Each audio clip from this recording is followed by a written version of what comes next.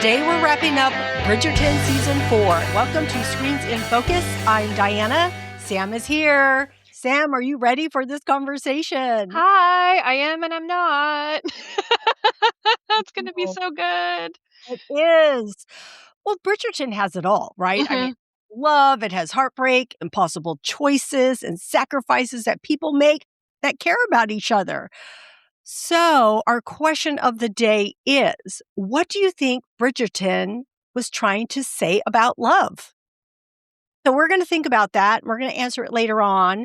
Friends out there, we want you to think about that as we break down this episode. There are going to be spoilers. So, if you haven't seen part 2 of Bridgerton season 4, go watch it and come back. You can also go down to our TV and movie recommendations if you want to check those out right now. But otherwise, go watch it, come back. It's so good. All right. So we have to talk about John because it's so heartbreaking.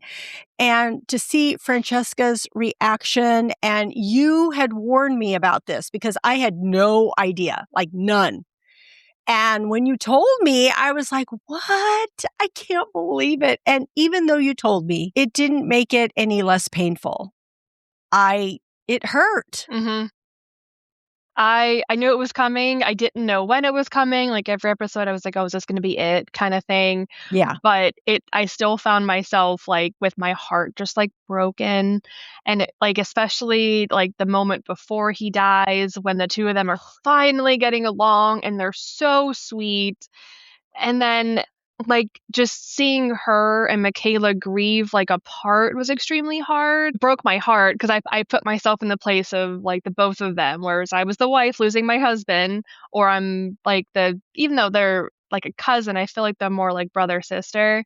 Like, Yeah. they have that bond, and he understands her, and he knows her, and that would be like losing my brother, and that would also be heartbreaking, and it's just I feel Francesca. I feel for her, but I really am interested to see what happens between her and Violet, because if anyone can understand how she feels, it's gonna be her mom.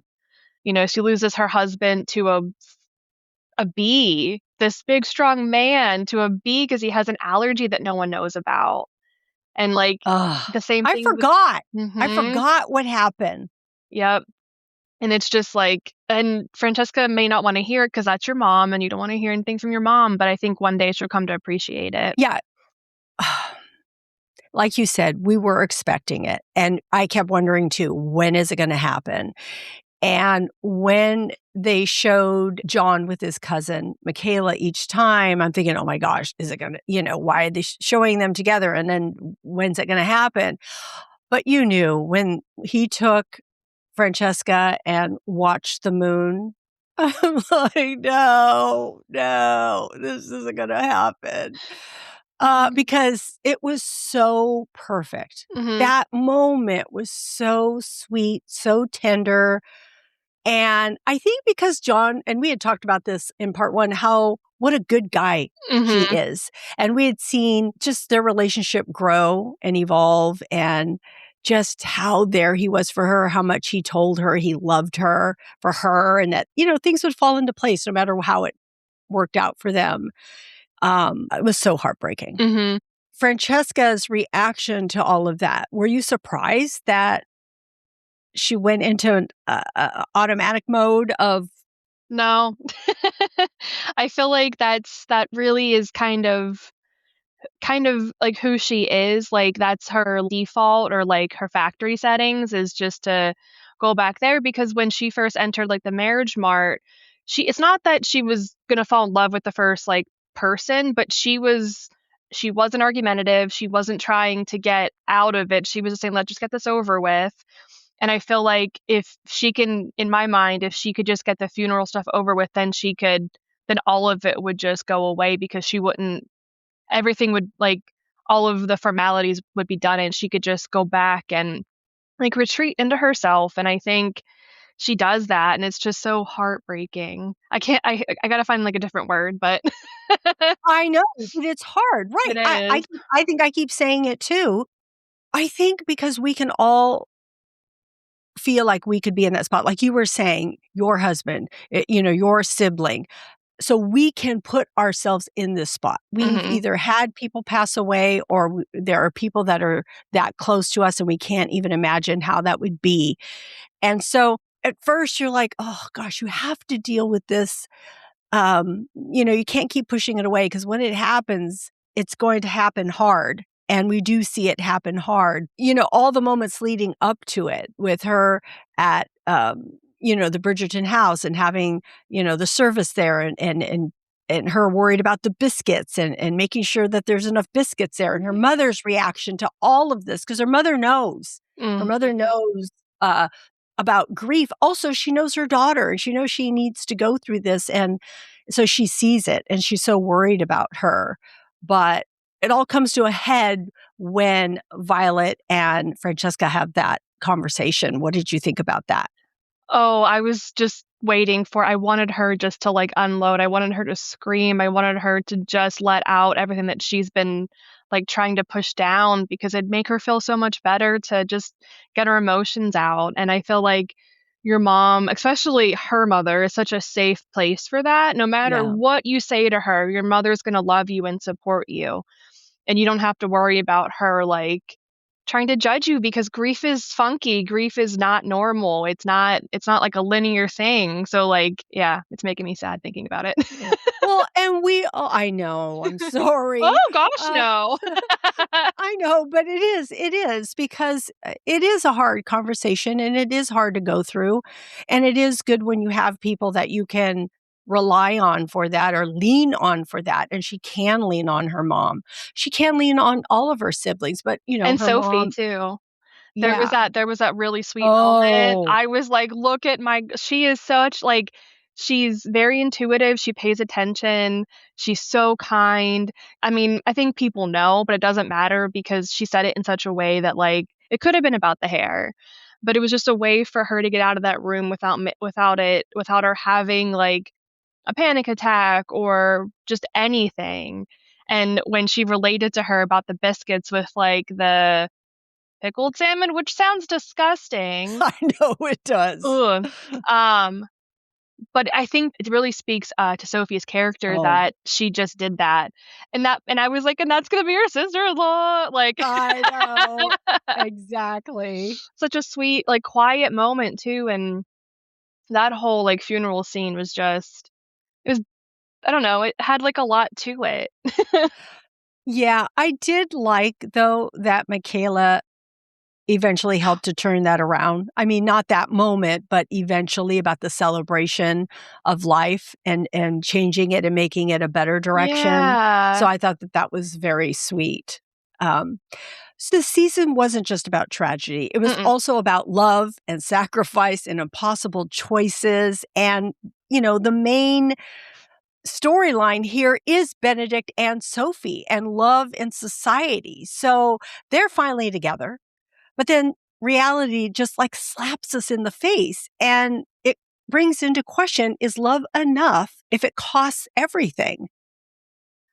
I I wrestled with that, with just like the thought of that, Yeah. because at in a fantasy world, it would be fine, but I we live in the real world, so my Yeah. brain immediately flips on, Yeah. like, the real switch, and I think maybe for a few years it might be nice, but I think it would be extremely isolating, and I was trying to think of, like, the various, like, scenarios where it could work out, but it just kept coming back to, like, when love costs you your community, your ambitions, your identity.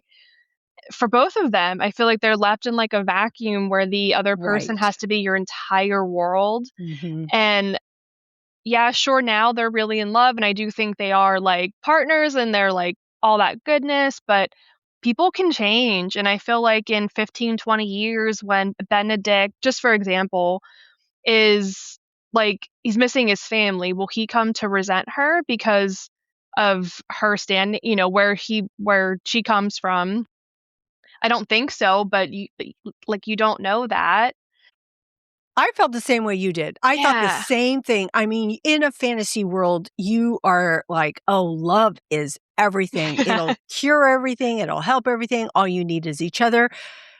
That is what you need, but you do need outside I don't know, not influences outside. It's like your identity. It might be your work, or it might be your family, or it might be whatever else it is. I mean, how do you work? You have to have interactions with other people. So it's almost like they would have to go somewhere else. They couldn't just stay that close. And you're right about his family. That's his core. They're so close together. I think, isn't it Sophie that tells him? Is it Sophie that tells him? Somebody mentions, "I see your family," and have never seen that before. That is like amazing. You're so close. I think it was because she grew up with the Penwoods, and they're really cold, and like the mom only cares about one of her daughters, and it's the wrong daughter because Posey's amazing. I know, but I feel bad because we don't know anything. We don't know anything about the other daughter except she's just like her mom. Yeah, I do like at the very end when she comes out and says, "I don't want to talk about her anymore." But we talked about this in like the first 4 episodes. The house that she starts working in, everyone is like laughing and smiling and joking and having a good time at their job, and she's not used to that. Like, whenever the Penwoods move in next door, she fires people like it's her job. And like, that's not a good household to work for or to be in. And I do want to bring up Benedict in this, because that whole storyline of him being the second son and being like a spare, God, that really hit me. I felt so bad. It just made sense to his choices in the past, because he hasn't felt Like like important he's or valued. needed. Yeah, exactly. What do you think about his role? So he's been my favorite since like the beginning of like the show. I think because he always has like a fun plot line. Like he's always like romping around, drinking, doing artwork, having trysts, doing the fun stuff. And I think like because he is a second son, he doesn't have as many responsibilities, and he gets a little bit like after like Antony gets married.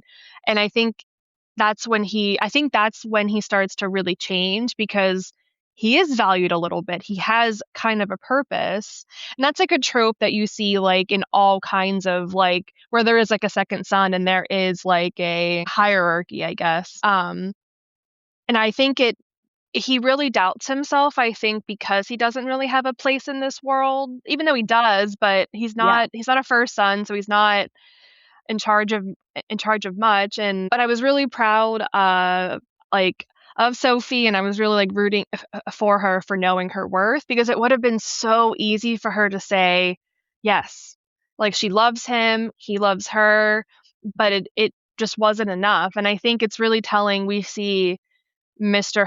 Hiscox and his mistress have like a falling out, and she brings up like her plan was to save all this money and yada yada yada. And like, what if that happens to Sophie and to Benedict? It probably wouldn't, but like, they were in love once too. Would have been pretty easy being his mistress, I think, because it has a ton of perks. Like there's the Right. comfort, you're Yeah. protected, she wouldn't have to have a job anymore. But in the eyes of society and the time, she'd always be like a mistress, even no matter what Right. other good that she's done. And I thought it was really telling that, because the Bridgertons are really progressive for the time.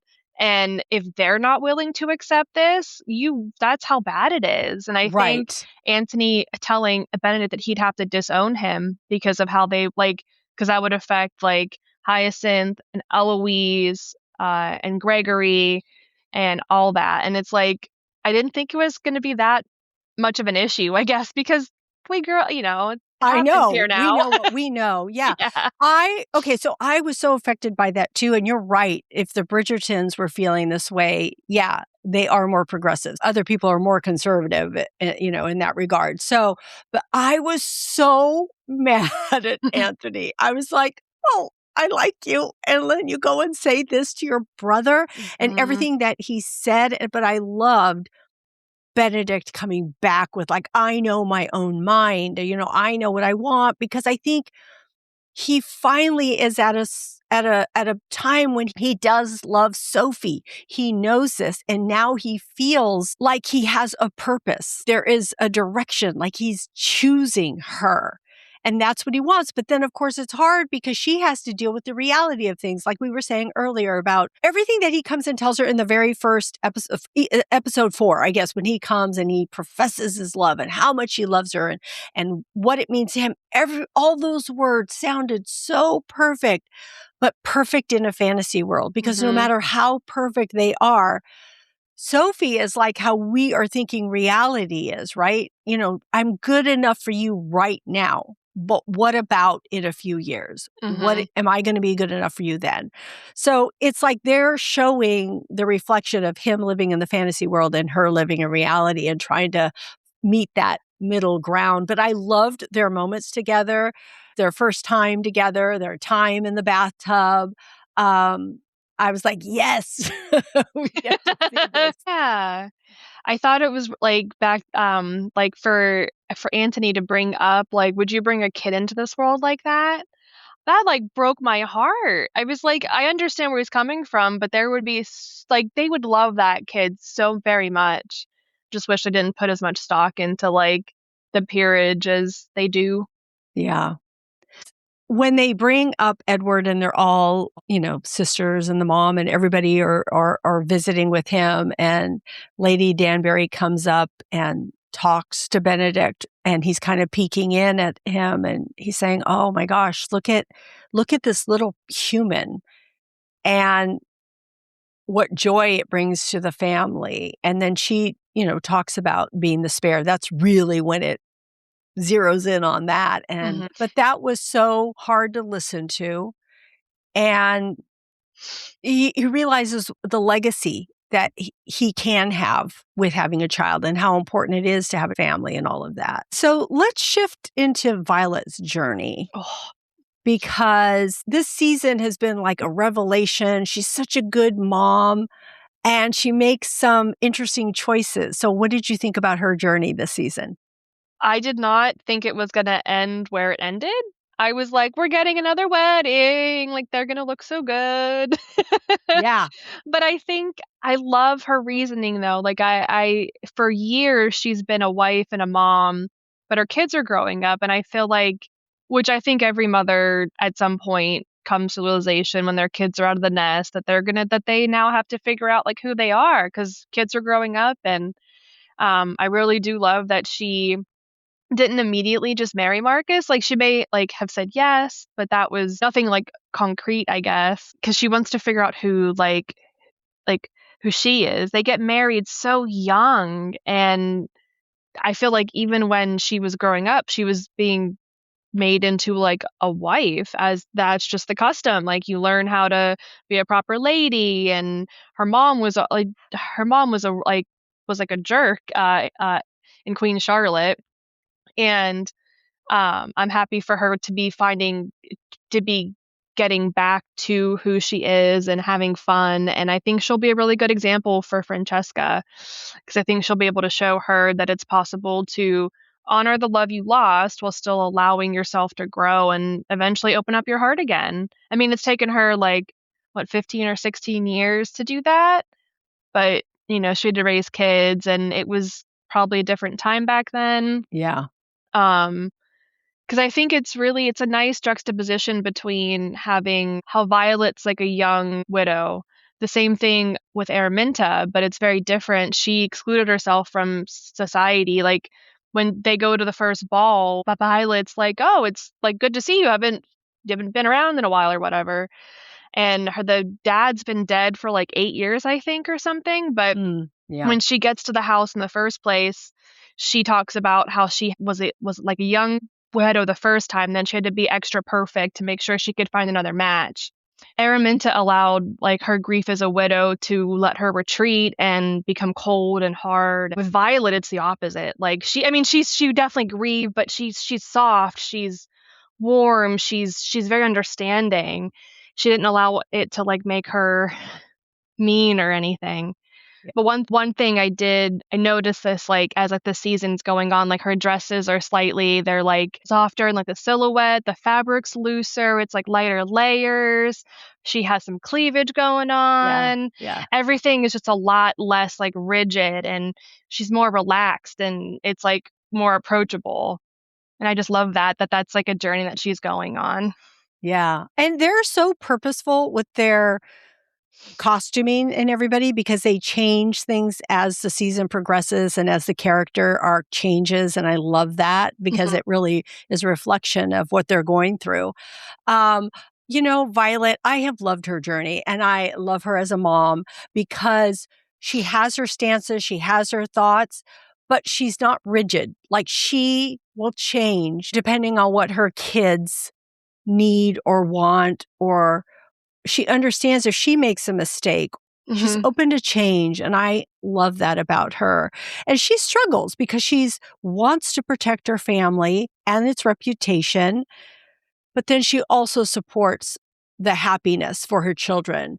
I mean, that moment with her and Benedict when he confronts her was shocking to her, but she's okay with it. And I love that he says that he apologizes. He lashes out at his mom and says, you're a hypocrite.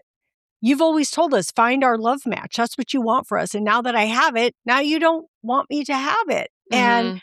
then he's like, I'm sorry. And then he runs off. And I thought, oh, that was a good moment. Because he gets to say what he wants, but then he realizes he shouldn't talk a certain way to his mom. But then at the same time, it changes her stance because she comes back later on and says, I thought this was a dalliance. I didn't realize how much you loved her. And of course, she already loves Sophie because behind the scenes, she's doing everything she can to support Sophie because she really does like her so much. And she's trying, she's like, could you be of nobility? Could you be of this, that, and just always, I love that she doesn't take what other people say, what other people have to say about people. She comes up with her own opinions and thoughts about Sophie and other people. There's just so much that I love about Violet. And was I a bit sad that she's not getting married? Yes, but then no. Mhm. Yes, because you guys feel so perfect and he makes you so happy and you're so giddy around him and all of that. And he's such a good guy. He's such a good guy. But you're doing it for yourself and you're picking the right. You're like, well, wait, just because I don't want to get married right now doesn't mean that I don't want to be with you right now. We could continue this, right? And it's interesting because he's like, well, that's not what I want, though. Mhm. I want a relationship. I do want a marriage, which I respect him for that too. So I'm Mhm. like, hopefully you guys can move forward together eventually. I don't know, but um, so I loved watching Violet this whole season and just being there for each of her kids for different reasons. I loved her conversation with Mrs. Wilson, the housekeeper, because it was Mrs. Wilson who reminds her that all she has to do is love and support her kids, that she Mhm. doesn't always have to have the answer. And the fact that it comes from someone who keeps your house to tell you that and who knows you, who knows your family, I just thought that was priceless. I think that's a theme that we see throughout, right? The Mhm. value of the people that work for others and keep our house. I just thought that that was just a really good moment in the season. I would love to know what you think about the other characters and society moments in this season. Oh, so I'm like a Posey Lee fan, I think moving Yeah. forward. I want to see her in every other season that we get. She's so kind, she's so sweet. And I'm so happy that she found a match. Like her and Eloise, like talking at I think the Queen's Ball. Eloise is a very strong character. Like she knows exactly kind of who she is. She kind of knows what she's about a little bit. Like I mean, she's still young and she's figuring some stuff out. I just really love the advice that she gave her was like your mom doesn't have to dictate what you find joy in. But speaking of her mom, I actually felt bad for her a little bit this Oh, season. I know.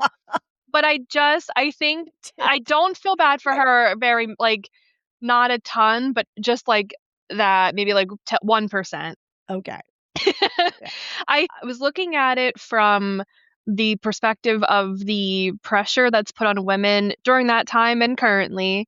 And I think it's impossible to deal with, and especially when you're required to provide like an heir, because I think he did want an heir. He only had a daughter. She only had daughters. And she says, like, and I couldn't provide him that. And that probably made her a little bit of the way that she is, because we don't know how he treated her because of that. He could have like resented her. He could have, that doesn't seem to be in his character. Well, she said, though, he treated her well. Did she? Yeah, I'm Oh, pretty okay. sure he said that. I believe she said that she had a love match originally with her first husband, and then he died, and then she married her second husband, which was another love match, and that he was a good man. I'm pretty sure. No, I remember that, but that doesn't yeah. mean he still wasn't putting like unfair kind of pressure on her for the Yeah, baby, I that could be. guess. Yeah. Well, no, I just feel like she would have brought it up at that point. She would have said, like, I had pressure to do this. So it made me Maybe. feel like he didn't.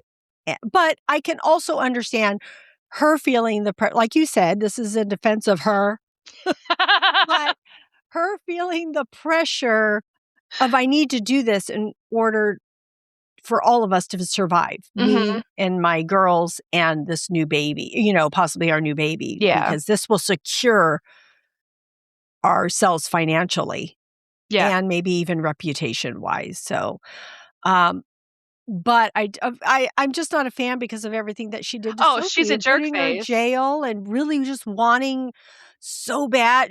And the part I think that got me with her was she's like, I found my love match, but then Sophie came and basically took him away or did. I'm like, wait, Sophie was there first. You're the one who came into his life. Well, And so, no, he's you the one know, who didn't tell her this is like a thing. He lied yes, to her. So it's the yes, dad's fault for her yes, resentment, I but think. I still don't think she can blame Sophie, like, all of a Oh, sudden you no. came and Mm-mm. did this, No, And that's a child. yeah, but I loved Sophie's reaction at that point when she goes up and she's still so kind Mhm. in saying that, you know, he loved you and your girls love you. You have a lot. So I thought that was just so sweet of Sophie. Mhm. She's just, like, always, like, the bigger person, which is Yeah. such, like, a wonderful not I mean, yeah, she's just, like, a really good just like a good person, 'cause it would've been so easy for her to be like, "No, like, I'm a Bridgerton now." Yeah. And she Well, didn't. and like the Viscountess also Oh. bringing up how what did she say exactly? She brought up saying, oh, it was about Cressida, Mhm. which we have to talk about Cressida too, but about, people change and to give them a second chance. Yep. So I thought, one, that was so good for her to bring that to everybody. And then seeing Cressida, who I did not like at all either, but then I did feel inklings. Okay, she was a little bit closer to my inklings, but to see her here, it was actually kind of fun watching her. I do want to bring up Lady Danbury and the Queen because I felt that their storyline was such a good one because I felt it was about friendship and love among women and just the longevity that they had, how long they've known each other, and just how that uh, relationship showed itself throughout the season, and how at first the Queen was resistant to letting Mrs. Danbury leave, and then she recognizes that she should, and she does, and it's just by the looks that they give each other. And when they do, oh my gosh, their chemistry as friends is so amazing. In fact, I think that's probably the best out of this whole season, watching them and their love and the way that they react to each other. And at the very end, when don't they hold hands at the end? Mhm. I think Yeah, so. it was so sweet. It's just like warmed my heart because it's about friendship. And hopefully everybody has some friendships in their life that they hold so valuable because, man, having girlfriends is such a priceless gift. It's so important. Just yeah. You gotta have a person there that's not gonna not going to judge you like other people would. And I think that's exactly Yeah. what the Queen and Lady Danbury have. And it's probably so hard for the Queen because that's like Agatha's been there since she was first brought over to be queen, and she helped her figure out the ton and make a whole bunch of changes, and she Yeah. understands the relationship um with George and how all that works, and that's got to be so hard. So I don't agree with the Queen and her not wanting to let her go, but I understood it a little bit. And I feel like Agatha knows her well enough to know, let me bring this up like a year in advance and let her adjust to it. Yeah. And Brimsley, oh, Yes. I love Brimsley so much. He's one I of know.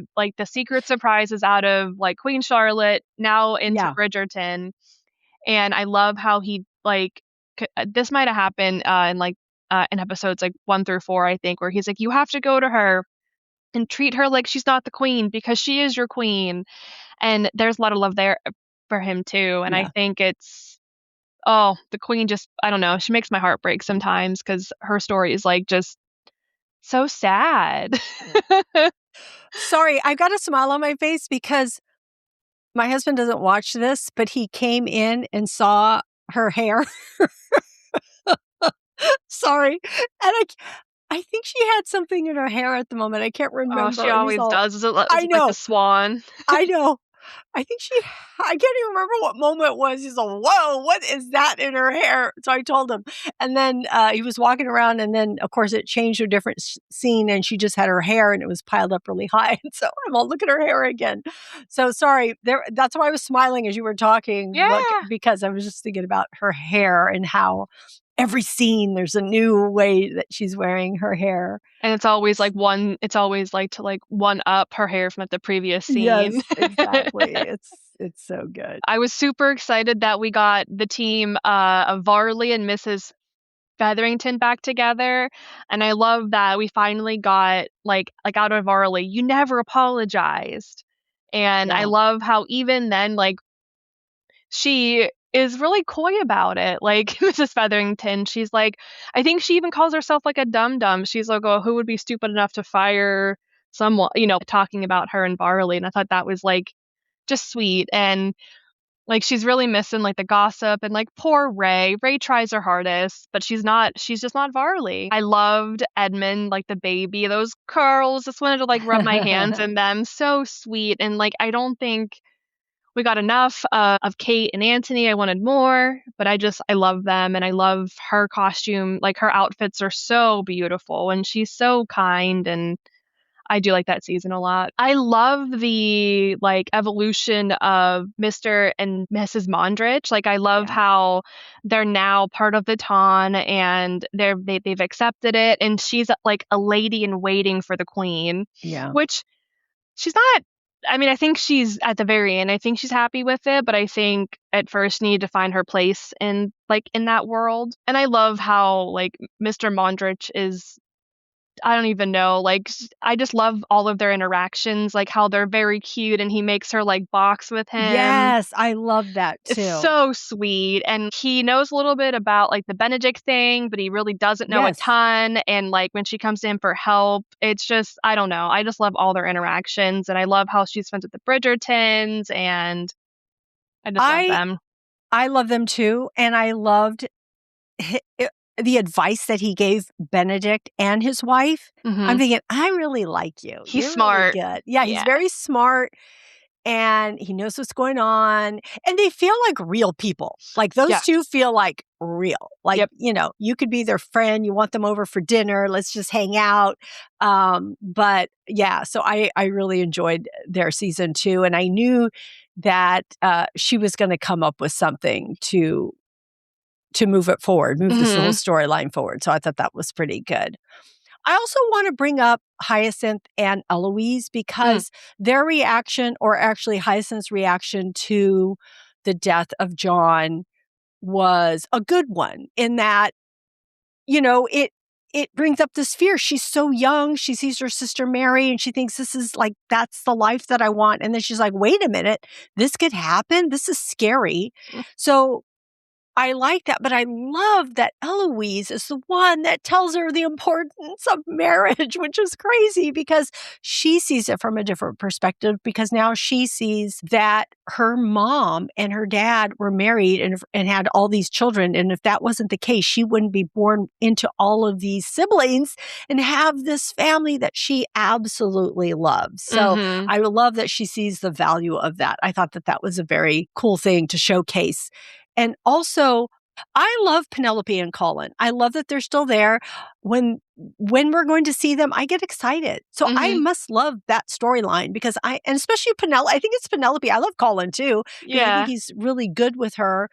Um, but I like that they're still around because the other Bridgertons are gone, so we don't get to see them Mhm. as often. So I love that at least Penelope and Colin are here and that we do get them. So, I yeah. love, like, how Hyacinth gets, like, snuck into, like, the ball. When they get caught, Hyacinth's face is so funny.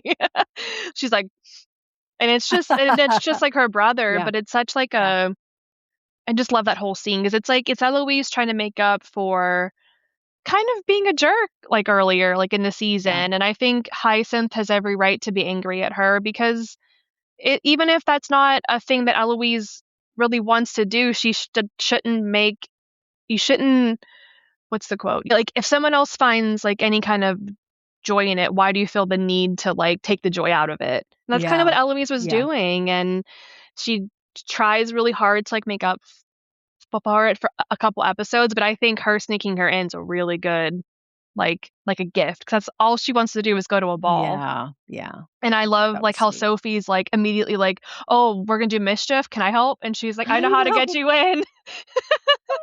And it's perfect, which is done this also before. Yeah. it's also really, like, I don't know, kind of, like, upsetting that she's just a maid and everyone doesn't recognize a Bridgerton. I know, right? Mhm. I thought when I was thinking after, like, the will's been read and she realizes that she does have a dowry and Mhm. how Posey puts 2 and 2 together that the dowry is supposed to be 18. Oh, yeah. That's, like, a huge, like I don't even know what, like, to Rosamund, if I heard that my mom was paying a guy twice the amount to marry me, that'd be like, "Wait a second, I'm not enough?" Right. And that's, like, so heartbreaking for her to Yeah, realize that her mom, even if she does everything her mom asks her to do exactly how she wants her to do it, it's really sad. I hope that if we see them again in season 5, it'll be she's happily married and she's not a jerk face. yeah. There is one thing I wanna bring up. There were moments with Benedict that I really appreciated. It just came to mind as you were talking. Um, the moment when he defends Francesca from the Mhm. examination that they want her to take to see if she's pregnant. I love how he fought for her in that. I love the speech that he gave at John's funeral. I love that when Hyacinth is dressed up as a maid and he comes up and he's like, "Well, I'm your brother," right? And he's there. I just love the moments that we show him there for his family, which I think are really important because it goes to show you how important family is to him. And I think even, like, whenever he's trying to help Eloise get back in, like, the good graces of Hyacinth, even if it wasn't his idea to go and get her, like, a feather, he still thought to go to ask another person who would know a good answer. That is, like, Yeah. still I think it's better than him trying to figure out, like, on his own, waste his time. He's like, "No, I'm gonna go ask, like, another person who would know way better than me." Yeah. Yeah. And I think that's also you bringing that up makes me upset because I don't think he realizes how important he is to his Right. family. You're Like, I right. feel like Anthony, like, wow, he's also super duper important as the Viscount. He's all business. And Benedict could be like when he goes to visit Francesca or Francesca's like at the Bridgerton house. I don't know which I can't tell the difference between all the beautiful houses. She's playing at the piano for parte Oh, yes. and he comes over to play, and she's Yeah. like, "You're playing well," and he's like, "Oh, I only know this one thing. I play it to make you laugh." He came over just to do that, and Yeah. Yeah. he needs to realize that that's also an important thing to have, and you are important to your family, you're just not the Yeah. viscount. Yeah. But they all put the Exactly. stock in the viscount, so Yes. like, in the Yes. title, not in Anthony, because he's great too, Right. but Yeah. All right, let's talk about the music and the aesthetic here. So, what stood out to you this season? Oh, I was so excited for this episode 5 through 8. I love in episode 5 how we get 360 by Charlie XCX during Hyacinth's practice ball, which whenever I'm having a bad moment, I'm going to go watch that scene. It is the cutest little thing. They all look so happy. And I really loved in episode 8, we get to hear The Night We Met by Lord Huron during the Queen's Ball, which that song, I love that song independently of this, a Yeah. TV show. And then Never Be the Same by Camila Cabello in the bathtub scene, I thought was just so good. That song itself. And it's like, they're so smart about the music that they pick. They It always are. fits the scene, always. It's funny, I wondered if I'm sure it must be written in there, but is it like, oh, this song and they have to go create the music or is it that like these are the songs and then they fit them in? I'm just so curious how that works out because they're so perfect. I mean, Lose Control, Teddy Swims, which is arranged by Vitamin String Quartet. Hmm. And, it just, that song underscores this private emotional moment between Benedict and Sophie so perfectly. And you hear it and you're like, I know this song. And then what really got me so hard and is when the Cars are playing Just What I Needed at the Hmm. ball. I was like, wait, I know the song. And I'm like, kind of like singing along, but then I'm like, I know the song. It's an 80s song. What song is it? I know the song. And I'm like going along, but it took me a while because I just knew I knew it, but I couldn't place it because a lot of times I know the music, but then I can't place it because it's so different. And I loved Sting Fields of Gold. That was when John and Francesca went and looked at the moon. And I was like, uh, Hmm. this song. So I didn't realize how well I knew that song. Like, Hmm. I didn't even know the name of that song. Like, I just knew the music. And Yeah. then when I looked it up, I'm like, oh, that's that song? Oh my God. I That's so good. remember like probably just on the internet they'd come out with like here's what we're gonna hear like in like the whole season, and Uh-huh. I knew Fields of Gold, like I like I'm like you, like I know this song. I couldn't tell you who Yeah. sang it, I couldn't tell you what it was called, um but I found myself like just going along with it. Yeah. I um was listening to the Bridgerton soundtrack yesterday because I started going over the songs and then I just put it on my Spotify and I was listening to it. Okay, side note, I also listened to what is it? the Rocky Road to The Dublin. Rocky Road to Dublin. I love that. It's so good. So many other songs too in Sinners, but Hmm. that's another podcast. Go check that out on the Oscars. We talk about some of the music there. But anyway, on here, I did also want to bring up Sophie's Oh. necklace about how it's given to her by her grandmother to have the connection between her and her mom. And they wanted it to be really small so that it wasn't highly noticeable. But they put an amethyst, which is a connection to Korean background and because it's Korean national gemstone. So I thought that that was really cool. And also, I did not watch the ending, the wedding the first time. I had no Oh, idea. I had to go back and watch it. I'm so glad I did because there were so many moments in there. There's the pin that Benedict is wearing that the has the kite. kite, but also at the very end, it's the finished portrait of Sophie. And what's so special about that is that Benedict finished it. And that was so cool because it's a shift in him now. Now he's Yeah. finished something. So I thought that that was really cool. You brought up like her necklace, and it made me think of like the clothes and how like throughout the seasons, like her clothes also like when we meet her, her clothes like the stuff that she wears, it's like muted and it's practical and like reflects how cautious that she really is, and like her lower, she's a maid. And as the season like goes on, her clothing becomes brighter in color, like the fabric is richer and it's like more, it's like a tailored fit, whereas before it was very like kind of just like like a shape. And now Yeah. it's more like she's fitting in with more of like the ladies of the ton. But I think it really just, like, it mirrors her increasing, like, agency and her self, like, assurance within this Yeah. society that she's choosing to be in. Um, and I thought it was nice that, like, it does hide, like, her necklace too. That's what made me, like, this picture her Yeah. outfits. We've talked about the outfits, on our last episode, but they're just gorgeous. I can't help but notice them. I actually loved Benedict's, ruffled shirt. It was at the end, at the very end, it was like teal. I wanted to say I thought it was lavender, but it was actually more of a bluish color. Just gorgeous. I'm like, "Oh my gosh, to wear these things," and I'm sure every time someone gets dressed, it makes them more into character because it feels so good to wear whatever it is that they are wearing. We Yeah. talked about Lady Danbury's outfit. One thing, not so much her outfit, but I love how Lady Danbury walks with her cane.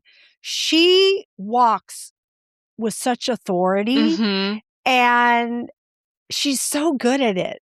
I'm sure that's probably not how she would walk normally, and the fact that she can portray that on screen, I think is just so good. Just a testament as to what a good actress she is. So, Mhm. all right, we are gonna get to our rapid fire. So I'm going to ask 4 questions, Sam. I want you to give me your gut reactions, and everyone out there listening, please play along with us. All right. What storyline surprised you most? The new Lady Penwood is Cressida Cowper. I was like, I kinda wanted to see her 'cause, like, I knew I was hoping that she'd come back. I didn't realize it'd be, like, as that important of, like, a person, which I'm happy because it seems like her time in Wales has really made her like, look back on her on her actions, and I think she's coming back to the Ton like a slightly different person. And she apologizes. She apologizes to Eloise. She apologizes to Penelope in her own way, in her little her Cowper way. Yeah. I think that's probably as good as we're gonna get with her. I wasn't sure if I could trust her at first, though. I'm like, No. I don't Mm-mm. know. I don't know. Let me just be careful, right? Let's just be Yeah. cautious about this. So I'm hoping because I, d- I if she can be kind, I like her. So we'll see. Okay, so for me, I'm just going to say Violet, not her whole storyline, but what she chooses for herself in the end. I was surprised. I'm like, what? You're not getting married? Okay, I know this is good for you, but I kind of wanted to see you guys together. So Yeah. I'm surprised about that. Okay, what moment struck you emotionally? Oh, when Eloise and Violet were with Francesca during her exam, just the looks on like on both their faces and how they're holding their hands and the look like I think they pan out and it's just like Eloise is looking like she's crying a little bit and she's just taken aback with what's happening. Um, it made me really just think about that moment in general and how like invasive it is and how it's a huge invasion of privacy, and she didn't Okay, want it, so that should have been a no. yeah. But I would say as, like, a runner-up in, like, a nice kind of emotional way, Alfie walking Sophie down the Aw, aisle. I was really hoping whenever it, like, pinned, I was like, "That better be Alfie, that better be Alfie," and it was, and I was like I did a little cheer because he's so sweet. yeah. So I think the moment that stuck with me was the moment between Francesca and her mom, Violet, Mhm, when she finally breaks down and she says, "We're not the same. You gave your husband, or you had 8 children. You have 8 pieces of your husband. I have none." Oh my gosh. I don't know the exact wording, but that's how it came across to me. And I mhm. was like so gutted for her. I was so good. And then just her breaking down, I was like, oh my gosh, this is so hard. I'm not saying Mhm. the word. It was a Yeah. devastating scene. A Devastation. devastation. Devastation. It totally was. I was like, oh gosh. Okay. Who may be the new Lady Whistledown? I'm hoping it's Alice, because then she can help the queen keep in touch with the Ton, and maybe that's just like the whistle down is just straight to the queen. I would love that, but why do I think it's going to be somebody who has something against the Bridgertons? I don't know if I saw that somewhere. And of course, the first thing I thought of was Cressida, 'cause she tried to do it already, but then she couldn't do it unless she went and took some lessons in writing and then came back, right? Yeah. So that's why I'm like, I don't know if I trust her enough. But then maybe they'll do a twist. No, it says, because I don't know, maybe it could be a guy.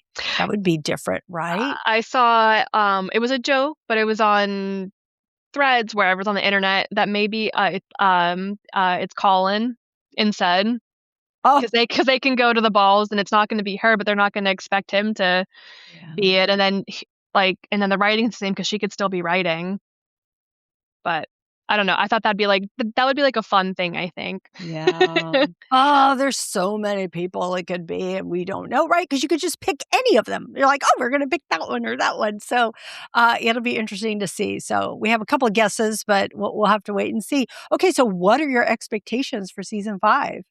I think we're gonna get another love story, obviously, but I'm hoping it's Eloise, and I think she'll meet Sir Philip, and then she'll start it. Or I'm hoping we'll get the Francesca Michaela like love story. But I definitely think the queen's gonna die because the queen dies in 1818 in real life, and that's where about we are now. So I'm very nervous for that. I'm hoping maybe they don't do it. Maybe they don't kill her for a while, because that would devastate Agatha, who's not probably gonna make it back in time. Wow. See, you always give me these big, huge things that I don't know are coming. So, wow. Okay. So I was hoping for Eloise too. We'll see. But I think that could go hand in hand with Francesca and Michaela too, right? So I feel like they could both parallel, but maybe center on Eloise, but with the side story of Francesca.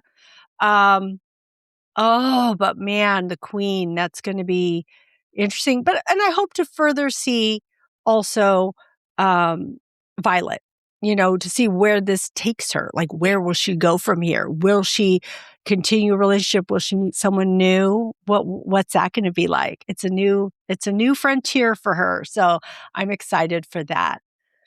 All right. Well, let's get back to our question of the day. And that is, what was Bridgerton trying to say about love? I think it's that you need to make sure that you find somebody who loves you for you. I think that throughout all the seasons, we definitely see that Bridgerton will show that the best kind of love is when someone likes you for who you really are. And especially because in the Ton, it's very easy to just like have a relationship that are all about status or convenience, and instead of having one that's built on like a genuine understanding and respect. And I think that's what what Violet and Edmund like have just instilled in their kids. And it doesn't really matter what society expects because like Antony married Kate, who wasn't in the Ton, but she wasn't like, she wasn't a debutante or whatever, but she was still acceptable to him, and her mom loved her. That's the message, that just make sure that whoever you love loves you for you. I love Cause I, that. cause I, I feel like, when you're older, like your looks fade, but as long as there's like a friendship, like, oh, the friendship's very important. And I actually think that's what she says. Like her and Edmund, like were friends too. Yeah. Oh my gosh, there's so much, right? So, what is Bridgerton trying to say about love? So, I think they're trying to say that love is powerful. It often asks for sacrifice and for courage. And sometimes it brings us joy and connection. And sometimes it brings us heartbreak. But the show suggests that ultimately it's still worth the risk. So, yeah, that's why we watch it, because Hmm. it's about love and through different lenses, because everybody experiences love in a different way, just like we saw the friendship between the Queen and Lady Danbury, and just brother family love, and then also love and passion. So yeah, I love that. Colin and Penelope like were friends for years before they ever Yeah, became. yeah, I don't call them lovers, but like yeah, before husband and wife. yeah. I love that. All right. Well, friends out there, what do you think? Let us know. What was Bridgerton trying to say about love? You can leave us a comment wherever you're listening or watching. If you're watching on YouTube, if you want to get to our social media, you can go to screensinfocus.com, and all of our social media is up there. You can click on it and get to us. or you can even call us at 669-223-8542 and leave us a message. That phone number is in our show notes because we would love to know. But now we are going to leave you with some TV and movie recommendations. What do you have for us, Sam?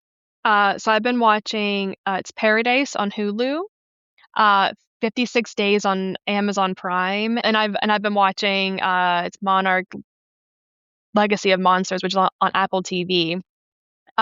56 Days is a 8-episode like thriller kind of series where it opens up with a body is found in a tub and you don't know which of the characters it is, and there's twists and turns, and I really enjoyed it. I watched it like over the weekend because they're only like an hour long and they're really easy to watch.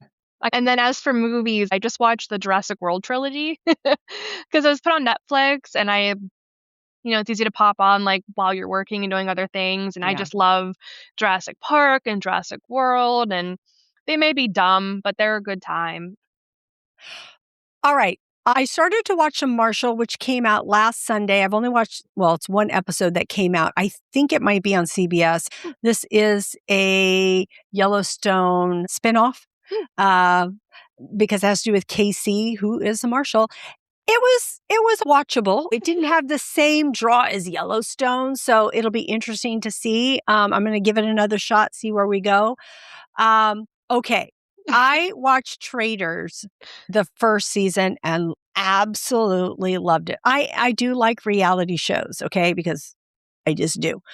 Anyway, I haven't been able to watch it because it's on Peacock, but I had from watching Begonia, I had a 7-day trial. So I started to watch it. And of course, now I didn't finish it. So now I have a month of Peacock. Anyway, because of that, I'm watching Traitors, and it can be so addicting. It's such a fun watch. So I'm watching the current season, and I know it's done, but I'm working my way through it, and I love it. So the other thing that I watch is last night was The War Machine on Netflix with Alan Ritchson. It's an action sci-fi.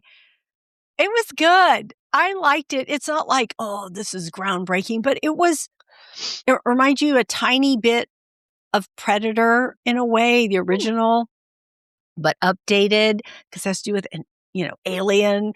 But it was good. I enjoyed it. It's on my list. Yeah. I didn't realize it was out, or else I probably would have watched it this weekend. But yeah, I'm watching it for Alan Ritchson, if I'm honest with you. I know. Although I watched all of like the Jack Reacher, and I was shocked at how much I really liked that show.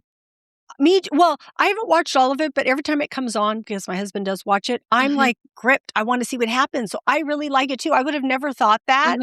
I don't know why, but I just wouldn't have thought to do it. But every time it's on, I'm like, I want to see what's going to happen. So I do like him. And that's what made me think, oh, we should watch this movie. And my husband's all, yeah, let's watch this. He's a fan. So we watched it. It was good.